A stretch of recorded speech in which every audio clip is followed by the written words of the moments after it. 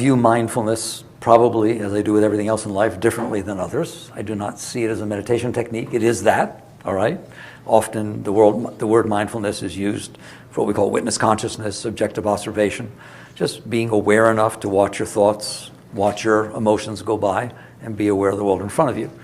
I think that it is much broader than that, and that it really is something that you could argue is the most important piece of knowledge or knowledge that you could possibly learn. So let's take an example. So how do people define mindfulness? The simplest term that it's been used in is being present, bringing consciousness to bear. Those are new agey types of concepts that we talk about. Ram Dass did what? Be here now, right? Just bring your awareness of being into the current moment and be present. It sounds good, but to me those are just words, and it doesn't really come all the way home. So I'd like to start with an example, because we're not the first people to use the word mindfulness. It has been used in the English language for a very long time. Let's say you're driving. Driving is an excellent example of how we can understand mindfulness. When you are driving, there are traffic lights, and I don't know if you noticed, but they change sometimes. And it is really important that you know that. Did you get it? All right. And also, in front of you, there are other drivers. I hope you noticed that. And they sometimes step under brakes. And these red lights come on in the back of the car. It's very important that you notice that. This is mindfulness. It's best that you be mindful when you're driving. When you go to change lanes, are you aware that even if you look in your mirrors that there's a thing called a blind spot? You best be mindful of that. So if somebody's teaching you how to drive, they might use that word. Be mindful of all times of what's going on around you. That is mindfulness too, all right? And it is exactly what we mean by being present in the moment and bringing consciousness to bear, all right? That's kind of neat, isn't it? So you really do know about mindfulness. What happens if you're driving and you're not mindful? You crash very, very quickly, all right? Aside from the fact that there are lights, there are other cars, there are blind spots, there are these things called curves in the road. It best be that you know that. That's funny, but do you understand what I'm saying? If you don't pay attention to this, if you are not present when you are driving, it will not take 10 seconds before you crash. Do you understand that? You are not, I mean, forget about this, texting and so on, right? I'm just talking about if you're not mindful. Or sometimes I say to people, let's say you're driving and somebody cuts you off, all right? Which is really important when we start talking about mindfulness. It's best that you notice it, all right? Now you're being asked to interact. You're being asked to be present and be present enough to decide what to do. What are your actions? I will ask you, is the amount of mindfulness that you bring to your driving going to affect the quality of your driving? How many tickets you get, how many accidents you get in, and how well you do? Let's say you're a race car driver. Could you use the amount of mindfulness that you bring to driving for driving at Daytona at 180, 200 miles an hour with 15 cars passing you? And the answer is no, you better not.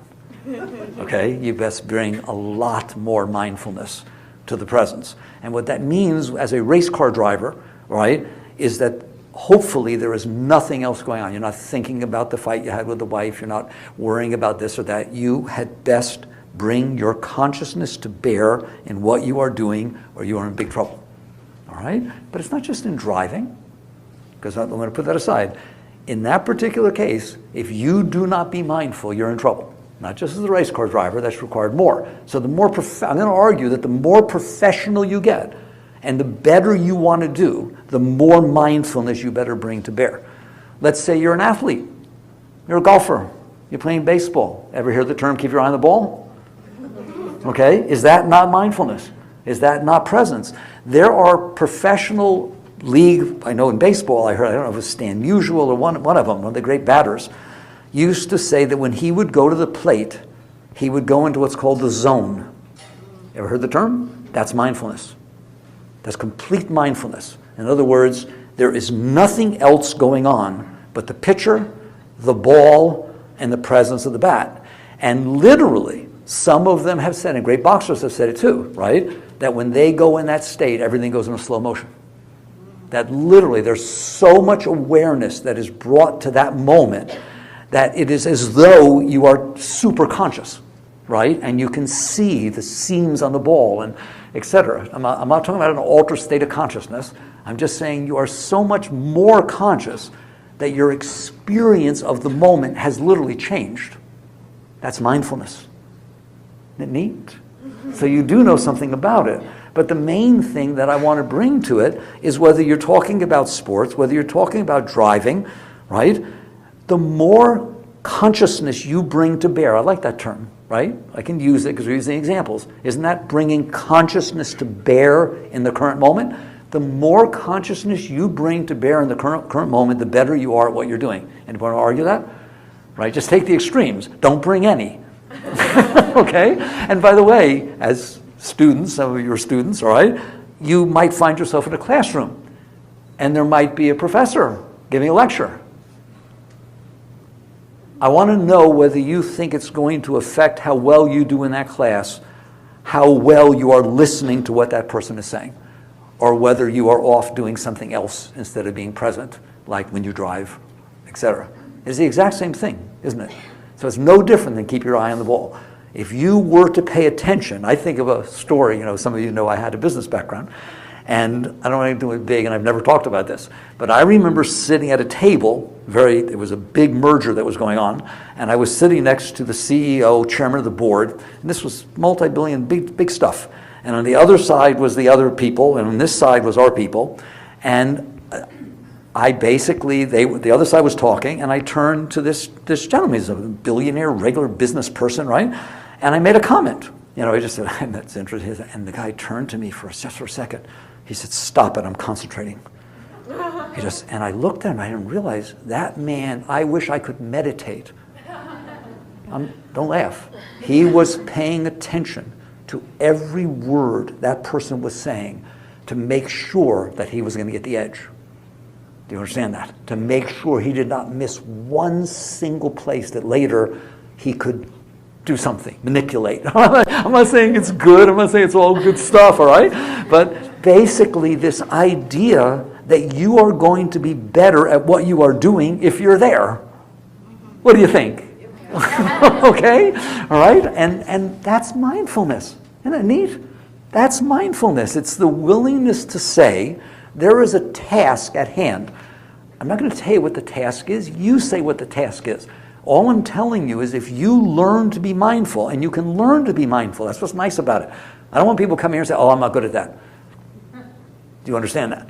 Well, I always tell everybody, when you walk into calculus class for the first time, and the teacher says, now you're in calculus, don't raise your hand and say, I'm in the wrong class. Why? I don't know anything about calculus.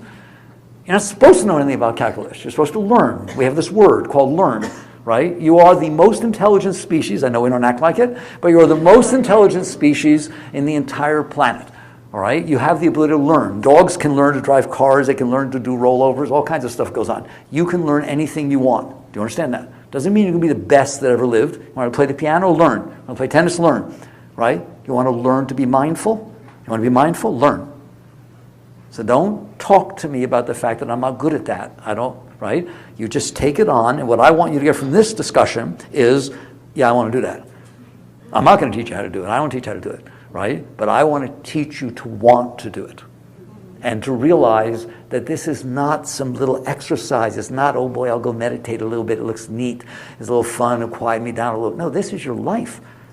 If you are not present, you miss your life, right? And you are better at every single thing you do, the more consciousness you bring to bear. And there are extremes at it. For example, let's take art, music. All right?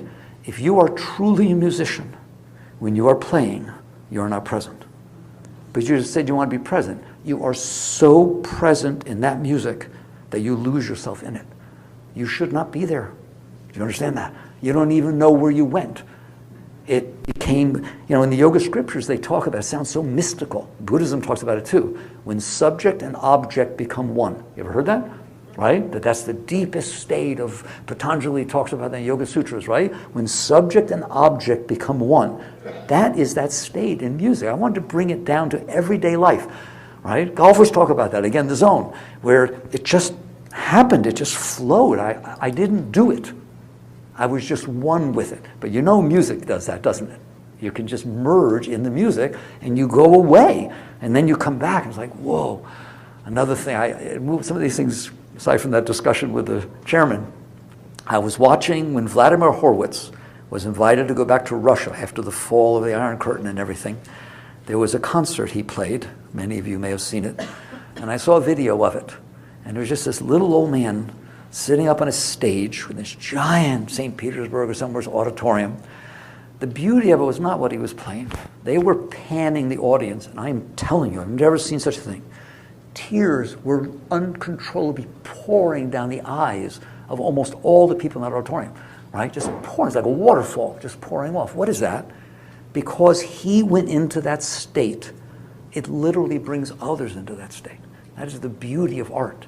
That's what that's about, right? You're touching a deeper place within yourself, right?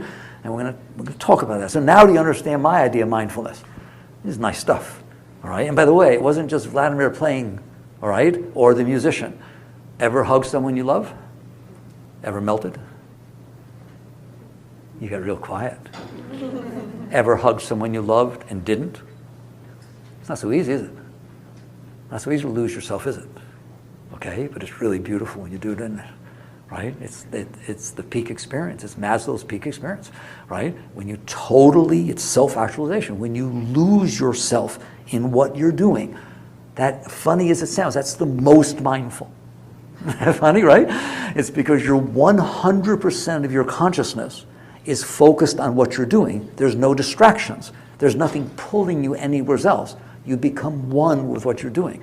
Ever read a book and realize you didn't understand a single thing, you have to go back 4 pages?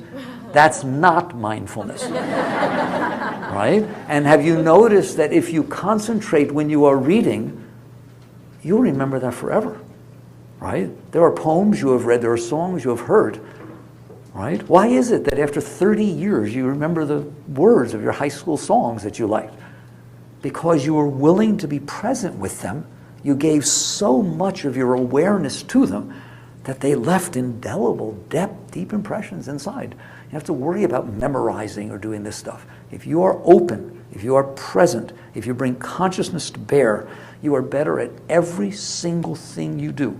You understand that? Including relationships and finances and every single thing. It's not just sitting in a corner and trying to enter some higher state of consciousness. All right.